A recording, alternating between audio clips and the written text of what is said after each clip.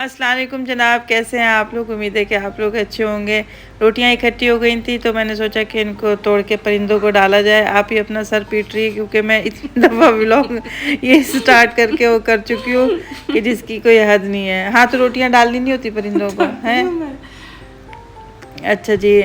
और उम्मीद है कि सबके घरों में मतलब तैयारियां चल रही होंगी, सब खुशबाश होंगे, ईद की तैयारियों में लगे हुए होंगे। तैयारियां सिर्फ वो बकरे की होती है और गाय की होती है। आई डोंट थिंक सो, बेचारे वो तो कट जाते हैं क्योंकि औरतें फिर फौरन से ही किचन में लग जाती हैं, फिर ना तैयारी है ना कुछ। वो तो आप तो ऐसे कह रही हैं जैसे आपने बड़े पकवान बनाने होते हैं और बड़े पकवान बनाती हैं। मैंने कभी नहीं बनाया, अल्लाह का शुक्र है।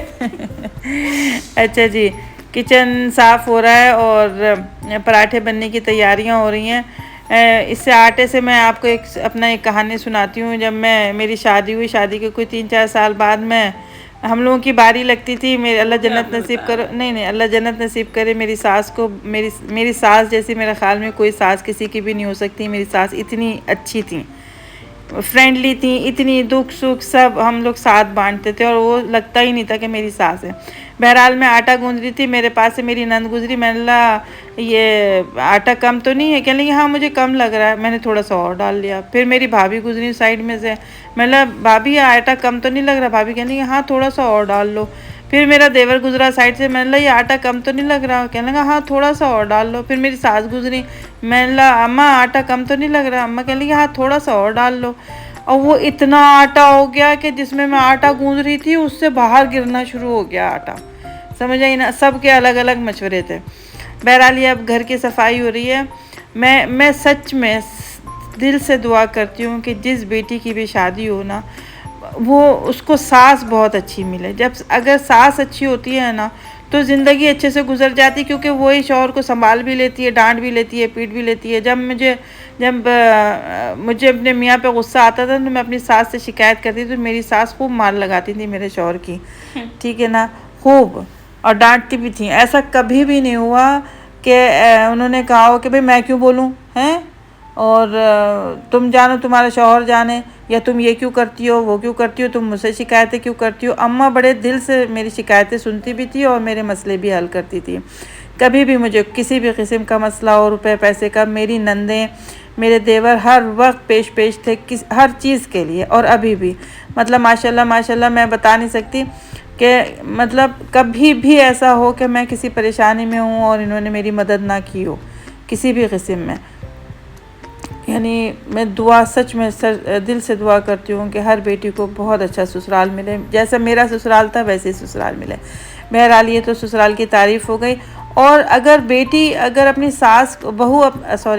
अपनी सास को ना माँ समझने लगेगी ना तो सब मसले ही हल हो जाएंगे, सब मसले ख़त्म हो जाएंगे वहीं पे एज़ इट इज़, ठीक है। और जहाँ हम इस सास को सास समझेंगे और माँ का दर्जा नहीं देंगे ना, वहाँ सास भी अपने आप को सास समझेगी और बहू को बहू समझेगी।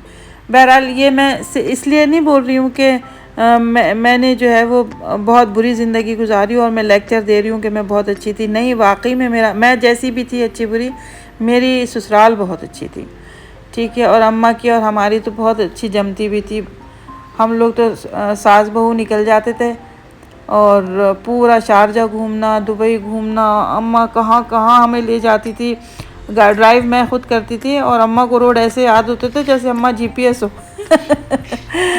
है, गूगल अम्मा हो। लेकिन अब बहुत अच्छा अम्मा के साथ वक्त गुजरा और बहुत अक्लमंद खातून थी अम्मा।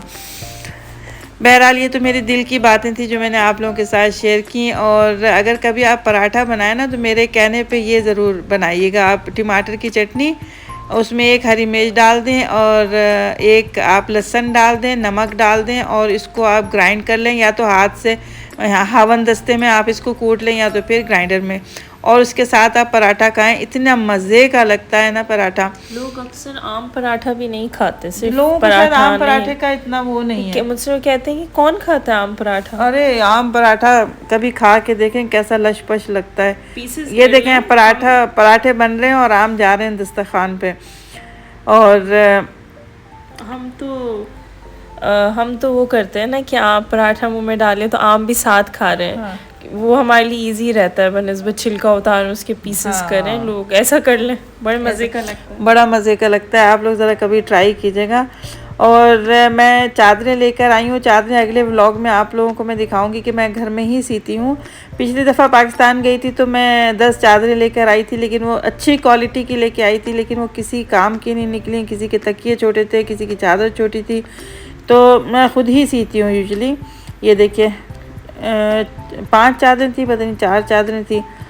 ये मैं ख़ुद सीऊँगी और मैं आपको दिखाऊंगी कि मैं कैसी चादरें सीती हूँ। और अगर किसी ने मुझसे चादरें सिलवानी हो तो जी बिस्मिल्लाह, मैं शारजा में रहती हूँ, मुझसे जी बिल्कुल आप फ्री ऑफ कॉस्ट चादरें सिलवा सकते हैं। कपड़ा ला दें, मुझे बड़ा शौक़ है चादरें सीने का। कपड़ा मुझे ला दें, मैं आपको, और जिस साइज़ की चादरें चाहिए मुझे ला दें, मैं आपको सी दूँगी। मेरी तरफ से gift from me to you. अच्छा, और इनमें सबसे ज़्यादा मुझे पसंद ये पीला लड्डू नहीं होता, मुझे पीला रंग वैसे भी बड़ा पसंद है। बस आपको ना, आप पे सूट भी बहुत करता है पीला रंग। और ये आप ही को क्रेविंग हो रही थी रात को 2 बजे, नहीं 12 बजे, तो हमने पिज़्ज़ा ऑर्डर कर दिया था अली के पर्स से पैसे चुरा के। बल्कि बेचारा जब उसने देखा कि हम पैसे वो कर रहे हैं तो कहने लगा अच्छा ले लो, उठा लो। उसने देखा हम लोग भूख से तड़प रहे हैं तो फिर उसने बोला भूख लग रही है सबको। हरी मिर्ची कीमा और चावल बने थे लेकिन खाने नहीं थे, दिल नहीं कर रहा था वो। लेकिन पिज़्ज़ा भी इतना कोई ख़ास नहीं था, अच्छा था। ये जो पास्ता मंगाया था ना आपने वो बेहतर था उससे। पिज़्ज़ा मुझे इतना शौक़ भी नहीं है खाने का। अगर आप लोगों को हमारा चैनल समझ आता हो, पसंद आता हो तो प्लीज़ इसको लाइक कीजिए, शेयर कीजिए, सब्सक्राइब कीजिए। और अगले व्लॉग में इंशाल्लाह मैं आप लोगों को केक भी बना के बताएगी, और बहुत अच्छा केक बनाती है आप ही। और चादरें भी मैं आपको सीती हुई दिखूँगी अगले व्लॉग में। अपना ख्याल रखें। अल्लाह हाफ़िज़।